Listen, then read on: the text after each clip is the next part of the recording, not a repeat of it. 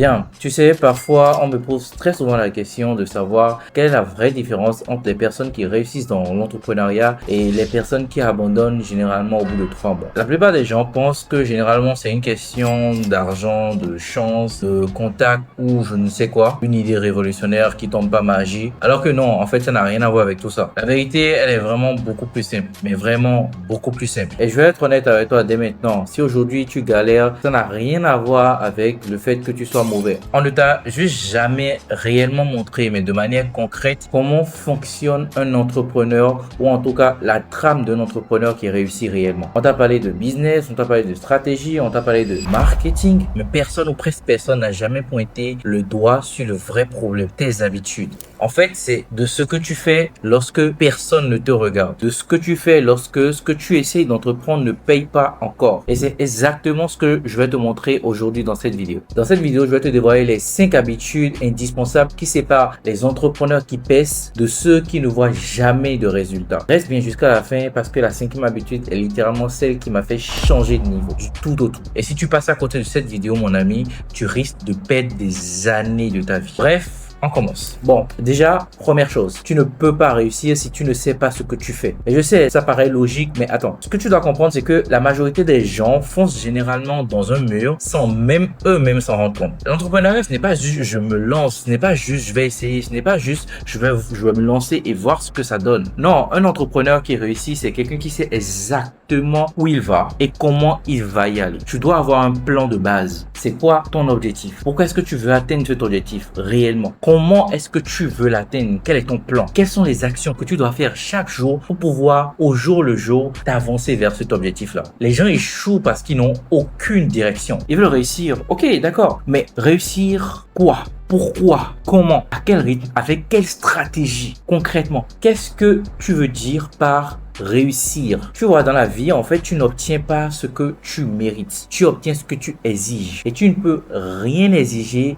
si tu n'as pas de clarté. L'entrepreneur qui réussit commence toujours ses journées par ceci. Il écrit clairement ses objectifs, il identifie son plan et il découpe tout cela en actions quotidiennes qu'il va faire chaque jour afin de s'avancer vers ses objectifs. La réalité, c'est que les autres qui ne font pas ça, en fait, ils avancent comme si la vie de leur rêve allait s'ouvrir à eux comme par hasard. Petit spoiler, elle ne s'ouvre jamais. Avant qu'on passe à la suite, j'aimerais que tu prennes juste une demi-seconde pour être honnête envers toi-même. Regarde ton parcours jusqu'ici. Est-ce que réellement tu sais exactement ce que tu dois faire dans les 3 prochains mois? Ou est-ce que tu fais déjà des choses à l'instinct en espérant que ça marche? Parce que si tu te reconnais dans un de ces cas, ne t'inquiète pas, je vais te montrer dans quelques instants comment changer ça instantanément. Habitude numéro 2, avoir de la discipline, même lorsque personne ne te regarde. Là, on entre dans quelque chose de vraiment sensible pour les gens. Tu vois, en réalité, tout le monde peut être motivé. Tout le monde peut aller sur YouTube, regarder des vidéos inspirantes comme celle-ci. Tout le monde peut être excité pendant 24 heures, 48 heures après avoir vu Junior Natabou sur son jet ski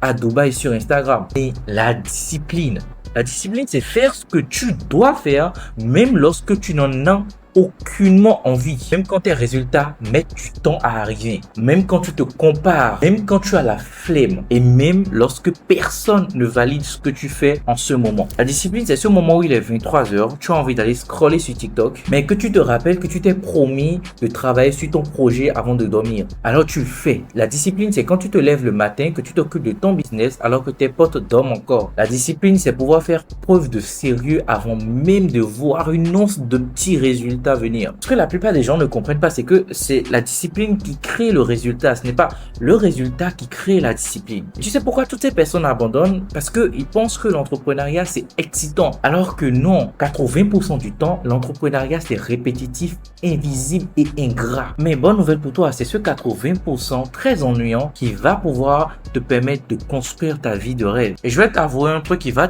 peut-être te piquer, mais je vais quand même te l'avouer. Si tu attends d'être motivé pour travailler, tu ne réussiras jamais.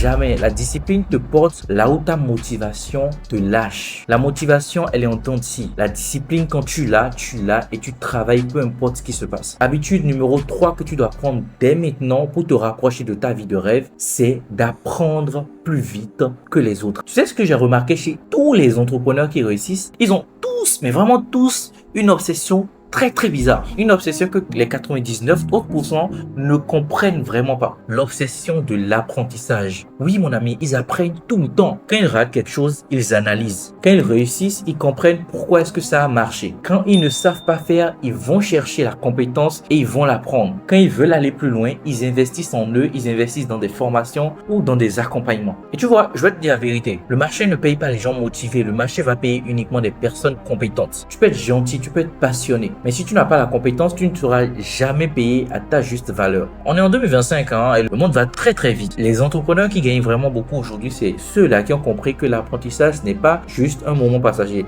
L'apprentissage, ça ne s'arrête pas au collège ou à l'université. C'est une habitude qui te draine toute ta vie.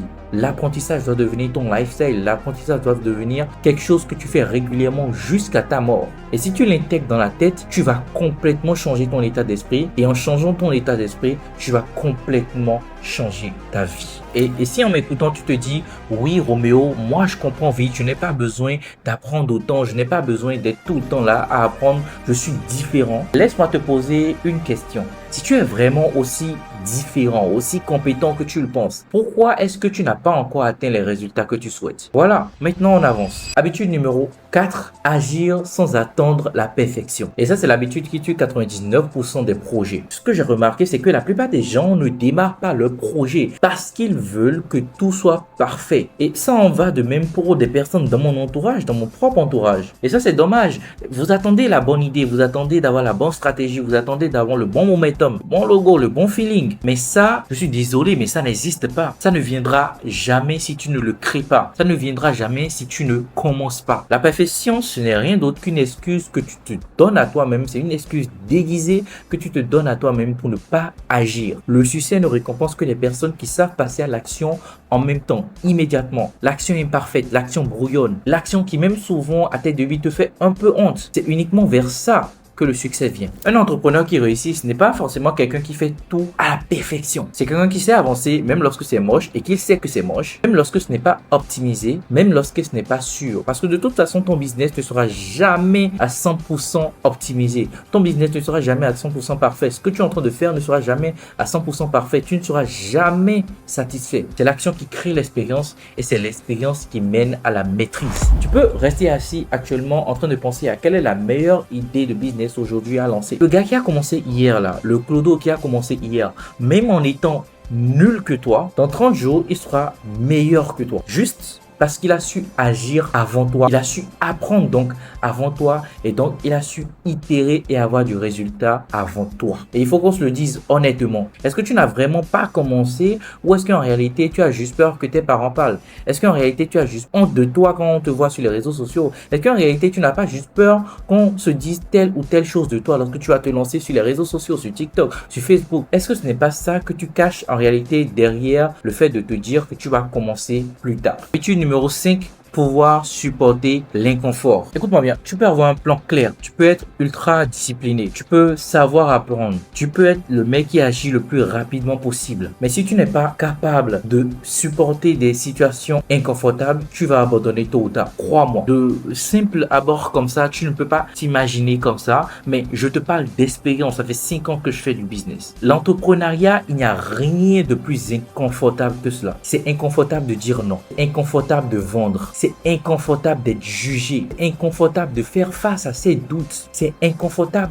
d'être face à son avenir, d'être responsable face à son avenir. C'est inconfortable de continuer même lorsque tu n'as pas de résultat concret. Mais écoute-moi très attentivement. Ton niveau de réussite est directement corrélé au niveau d'inconfort que tu es prêt à supporter. Les personnes qui réussissent, si tu regardes très bien, ils ne sont pas plus intelligents, ils ne sont pas plus talentueux, ils ne sont même pas plus chanceux. Ils sont juste capables de faire des choses que d'autres refusent de faire à cause de l'inconfort. C'est tout. Et si toi tu veux vraiment réussir, mon ami, tu dois arrêter de chercher la facilité. Tu dois arrêter de penser que le résultat, tu vas le trouver dans ta zone de confort, ce dans quoi tu es bien déjà. Rien, mais rien de grand ne se construit dans le confort. Voilà. Et mon ami, si tu devais retenir une seule, d'accord, un seul consigne, une seule habitude de ce que je viens de te dire, c'est cette dernière-là. Tu n'as pas un problème de potentiel. Tu n'as pas un problème d'intelligence. Tu n'as pas un problème de chance. Tu as juste un problème de confort. Le reste, pourrait venir après. Et à partir d'aujourd'hui, j'aimerais que tu changes 5 choses chez toi. Ta clarté, ta discipline, l'apprentissage, l'action imparfaite, ta capacité à supporter l'inconfort. Tu mets ça en place et je te garantis que dans quelques mois, tu ne reconnaîtras même plus toi-même ta vie. Bref, si tu es chaud, mets-moi dans les commentaires quelle habitude te plaît et quelle est l'habitude que tu vas commencer à mettre en place dès maintenant après avoir regardé cette vidéo. Franchement, je suis curieux de te lire en commentaire. Et si tu as aimé la vidéo, tu connais, tu likes, tu partages et tu t'abonnes à la chaîne si ce n'est pas encore fait. C'était Roméo, le papa des freelances.